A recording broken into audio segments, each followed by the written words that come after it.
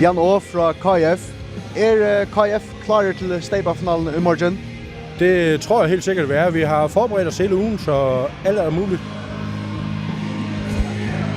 Hvordan så vågner til i morgen til at møte næsten nogen? Jamen altså, vi forventer en rigtig god kamp, en rigtig spændende kamp, og så må vi se, om vi ikke godt kan presse den til den yderste, og så at kampen den bliver afgjort inden for de sidste 5 minutter. Nu næsten favoritter til at vinde i morgen. Kommer det at overskattet kan spille, vil mændene mere tåler bedre at spille? Jamen altså, det vil ikke forandre vores spil. Altså, vi skal jo prøve på at gå ind og spille vores spil, ikke også? Altså, det er alle de andre modstandere, vi spiller mod i år, de frygter, det er at komme til at løbe med os, ikke også? Fordi vi er i bedre form end de andre hold.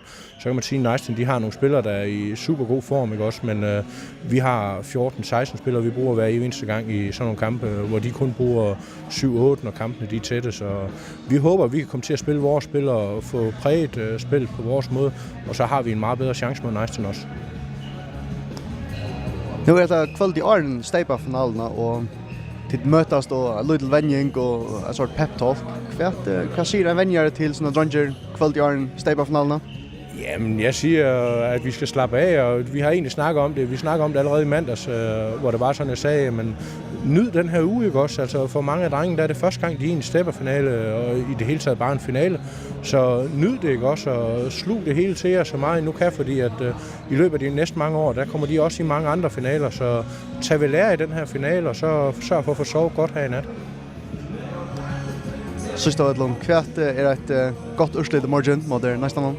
Jamen, det er jo en KIF-sejr. Det vil selvfølgelig være det bedste, ikke også? Men egentlig så håber jeg bare på en god kamp, og så den er meget lige og tæt, ikke også? Og bliver det så en KIF-sejr, så vil det jo være helt fantastisk. Så tror jeg, at borgmester i Koldafjord for en dag. Nu siger du, at det er jo helt fantastisk at blive mester. Skal der fejres, når man vinder? Ja, altså om vi taber eller vinder, så skal det fejres alligevel, og der står en lille velkomité og tager imod os, når vi kommer tilbage. Bare det at KIF i finalen, det er 25 år siden, ikke også? Så under alle omstændigheder, så skal det fejres i morgen. Det skal det helt sikkert.